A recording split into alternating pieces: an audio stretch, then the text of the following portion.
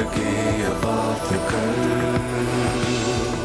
अल्लाहुम्मा सल्ली अला सय्यदिना व मौलाना मुहम्मद। अल्लाहुम्मा सल्ली अला सय्यदिना व मौलाना मुहम्मद व अला आलिहि व सहबिहि व बारिक व सल्लिम व बारिक व सल्लिम। अस्सलाम वालेकुम तमाम देखने वालों को एक्सप्रेस न्यूज़ की इस अफ्तार नशरियात में खैर रमज़ान में खुशामदीद। आज 7 रमज़ानुल मुबारक है और आज पाकिस्तान में तमाम मुसलमानों ने 7वां रोज़ा इख्तियार कर लिया और इंशाअल्लाह रोज़ा इफ्तार भी करेंगे। आज की इस अफ्तार नशरियात में मैं सनम जंग और ज़ीशान आपके साथ हैं।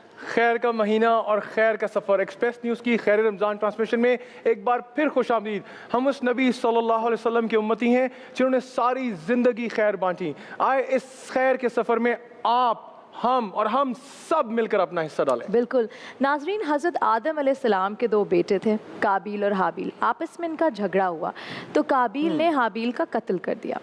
कत्ल करने के बाद इसको समझ नहीं आया कि वो अपने भाई की लाश के साथ क्या करे। इतने में एक कौवा आया, उसने ज़मीन खोदने लगा।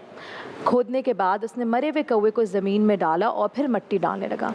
यहाँ से सबसे पहली दफ़ा इंसान ने दफनाने का कॉन्सेप्ट अपनाया, तदफीन का कॉन्सेप्ट अपनाया। और फिर इसी इंसान ने जब परिंदों को देखा आसमान में उड़ते हुए तो उसका दिल चाहा कि वो भी उड़े। और फिर बहुत सारे तजुर्बात के बाद आपने जहाज़ बनाया। अच्छा। और अब यही इंसान कोशिश कर रहा है कि अपनी जैसी इंटेलिजेंस, अपनी जैसी जहानत मशीनों में मुंतकिल कर दे। आहन की सुर्ख ताल पर हम रक्स कर गए, तकदीर तेरी चाल पर हम रक्स कर गए। पंछी बने तो वुसअते इफ्लाक पर उड़े, अहले ज़मीं के हाल पर हम रक्स कर गए। अच्छा ज़ीशान, मुझे बता, आपको पता है शेर किसका है? नहीं नहीं, नहीं। उर्दू के बहुत बड़े शायर हैं सागर सिद्दीकी। अच्छा जी, लेकिन शेर आपको याद था? शेर तो बहुत याद, ही- देखिए अब और आप शेर इस याद करूं या शायर याद नहीं, करूं? नहीं, शेर याद करना ज्यादा जरूरी है। अब ये बताएं कि इसका मतलब क्या है, क्यों, क्या बोल रहे, क्या कहने की कोशिश कर रहे हैं इसका तमाम लोगों मतलब से? एक जमाना था, हम सब लोग एक क्रिकेट टीवी पर देखा करते थे, पुराने ज़माने की क्रिकेट। आजकल की क्रिकेट अगर आप देखें, सारे वो गैजेट्स होते हैं, लैपटॉप्स पड़े होते हैं। तो ये क्यों पड़े होते हैं? हाँ। अभी आपने आर्टिफिशियल इंटेलिजेंस की बात की, तो मैं अपने नाज़रीन को देखते जाते हुए ये बात बताता जाऊं कि आज साइंस इतनी तरक्की कर चुकी है कि हमें ये पता है कि कौन सा बैट्समैन किस एंगल पर आउट होता है, कौन सी इसकी स्ट्रॉन्ग शॉट्स हैं, कौन सी वीक शॉट्स हैं, कौन सा बॉलर कौन सी बॉल करता है। और सारे एनालिसिस करने के बाद वो डेटा बॉलर को दिया जाता है और बताया जाता है कि इनको शॉर्ट पिच करो तो ये छक्का मारेगा और यहाँ से ये आउट हो कितनी जाएगा। आसानी होगी ना उन लोगों के लिए जो क्रिकेट फैंस नहीं है, और जब वो स्क्रीन देखते हैं तो स्क्रीन पे हर चीज़ की प्रेडिक्शन आ रही होती है कि इतने बॉल्स में इतने रन ये बना सकते हैं, इतने बनाने चाहिए।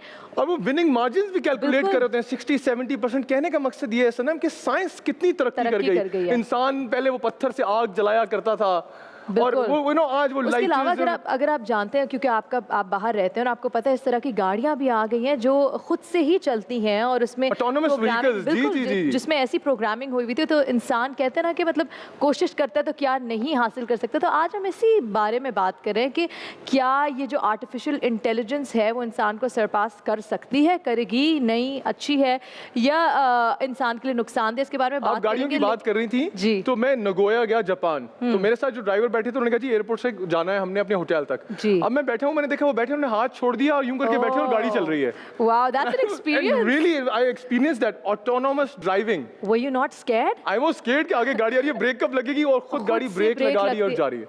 अच्छा, ये टेक्नोलॉजी वैसे पाकिस्तान में भी आ रही है। कुछ कार मैन्युफैक्चरर्स ये पाकिस्तान की रोड्स पे एक्सपेरिमेंट कर रहे हैं, तो आप लोग तैयार हो जाएं ऑटोनोमस ड्राइविंग पाकिस्तानियों की ड्राइविंग के लिए। बिल्कुल, क्योंकि पाकिस्तान में हम तो बड़े परेशान हो जाते हैं ड्राइव करके। जिनके पास मैनुअल है उनके हाथ और पाँव दोनों थक जाते हैं, तो ये भी बहुत अच्छी बात है। और साथ साथ मैं ज़ीशान आपको बताती चलूँ, तमाम देखने वालों को भी बताती चलूँ कि हमारे साथ जूम के ज़रिए डॉक्टर अलीम अशरफ अल जैसी मारूफ स्कॉलर हैं, अजीम शख्सियत हैं, इंडिया से इनका ताल्लुक, और साथ साथ ऑथर भी हैं ये अच्छा, ज़ीशान। बहुत शुक्रिया डॉक्टर साहब for joining us today in this programme. आज हम बात करें आर्टिफिशियल इंटेलिजेंस के हवाले से। जिस तरह टेक्नोलॉजी बढ़ती जा रही है, नई नई रिसर्च आ रही है, नई नई चीज़ें इंसान देख रहा है, तो मुझे बताएं ये इंसान के लिए नुकसानदेह है या फिर फ़ायदेमंद है, इसके बारे में आपका क्या ख्याल है? अजीज़ान गिरामी, ये दुनिया, तमाम दुनिया की जो आलात हैं उनके अंदर दो पहलू मौजूद होते हैं, नफ़ा बख्श और ज़रर रसा। अल्लाह तबारक व तआला ने हमें तस्खीर की क़ुव्वत से जो है मुसल्ला किया है, और अल्लाह कुरान करीम में फरमाता है वसख्खर लकुम मा फ़िस समावाति व मा फ़िल अर्दि जमीअन मिन्हु।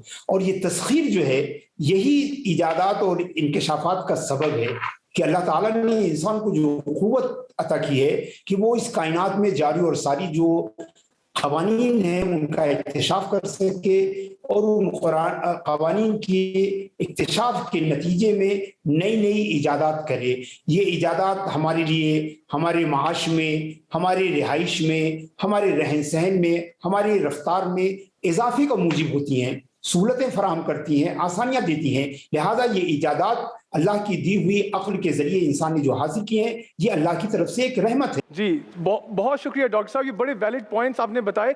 पर जिन पॉइंट्स का आप जिक्र कर रहे हैं, तो क्या आर्टिफिशियल इंटेलिजेंस, ये बिग डाटा और जो मेटावर्स है, ये इंसान की वो फितरत की मुदाखलत कहा जाएगा या इस्लाम की कोई खिलाफ बात होगी? ये मसला जो है सिर्फ उन लोगों के जहन में है कि जिन्होंने हॉलीवुड की पिक्चर्स और फिल्म के जरिए जो है वो आर्टिफिशियल इंटेलिजेंस को समझा है।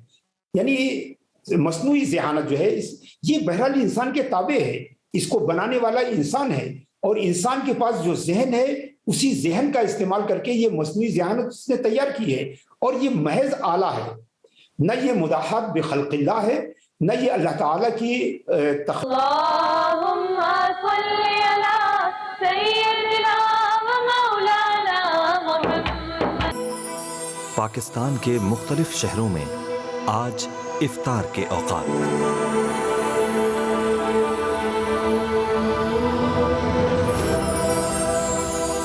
अल्लाहुम्मा सल्ली अला सय्यदिना व मौलाना मुहम्मद।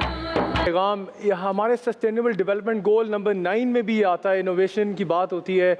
मेरी आप सबसे ख़ास तौर पे जो पाकिस्तान में नौजवान देख रहे हैं उनसे रिक्वेस्ट है, मेटावर्स आ गया है, ब्लॉकचेन आ गई है, NFTs आ गए हैं, क्रिप्टो करेंसीज की बात हो रही है। ये ज़माना तब्दीली का ज़माना है, फोर्थ इंडस्ट्रियल रेवोल्यूशन आ चुकी है। अपना वक्त ज़ाया मत करें सारी सारी रात बैठ कर फिल्में देख कर ज़िया करके। मैं आपको सही बता रहा हूँ, इनको रमज़ान में इसी तरह वक्त गुजारते हैं मुझे ये हमारी नौजवान। इन पर रिसर्च करें, इस उम्मत का झंडा, पाकिस्तान का झंडा उठाएं।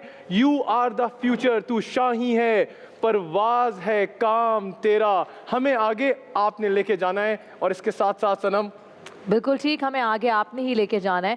और इसके साथ साथ मैं सिर्फ एक दुआ पढ़ूंगी और मेरे ख्याल से वो हर एक चीज़ समराइज़ कर देगी। रब्बाना आतीना फिद दुनिया हसनतन व फिल आखिरती हसनतन व क़िना अज़ाबन नार। मुफ्ती साहब, मैं चाहूँगी इसकी आप एक बस ट्रांसलेशन देखने वालों को बता दें, कितनी खूबसूरती से ये दुआ कहती क्या है? जी, ये दुआ कहती है कि ऐ हमारे रब, हमें दुनिया में हर किस्म की खैर अता फरमा, और हमें आखिरत में भी हर किस्म की खैर और खूबी अता तो फरमा। फोकस करें दुनिया में और आखिरत में, तो वो जो बैलेंस है ना वो करना बड़ा ज़रूरी है। इसके साथ क्योंकि वक्त बहुत कम है, दिल तो चाहता है कि बैठे रहे, लेकिन भूख भी बहुत लग रही है और इफ्तारी भी इंतज़ार कर रही है। और प्लीज़ जाते जाते ये ज़रूर कहना चाहूँगी कि हमारे गेस्ट के पैनल को, हमारी ऑडियंस को, तमाम एक्सप्रेस न्यूज़ की जितने भी लोग हैं उनको, साथ में मुझे ज़ीशान को अपनी दुआओं में ज़रूर शामिल रखिएगा। यहाँ हमारे साथ मास्टर सुमेर मौजूद है। मैं चाहती हूँ कि आपसे मनाजात की दरख्वास्त करना चाहती हूँ, और इसी नोट पर हम अपने ट्रांसमिशन को इख्तिताम पे लाएंगे। ऐ नूर खुदा के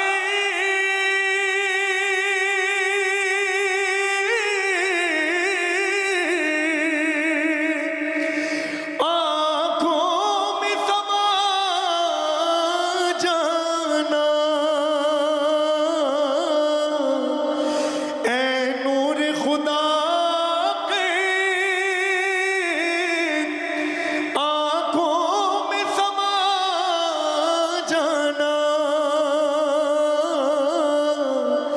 या दर पे बुला लेना,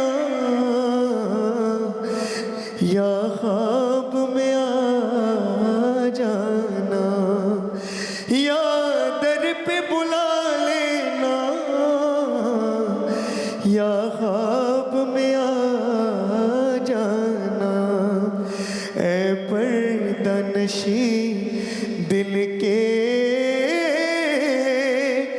पर्दे में रहा करना जब वक्त नज़ा आए दीदार अता करना। और मुजरिम हूँ जहाँ पर का महशर में बरम रखना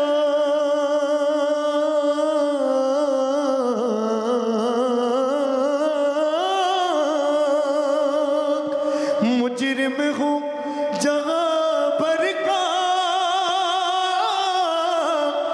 तुम महशर में बरम रखना रुसवाए ज़माना हो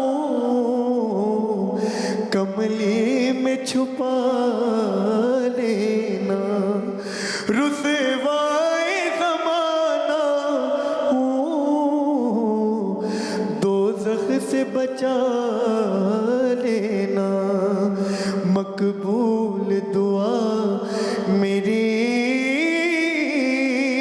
ए नूर खुदा करना जब वक्त नज़ा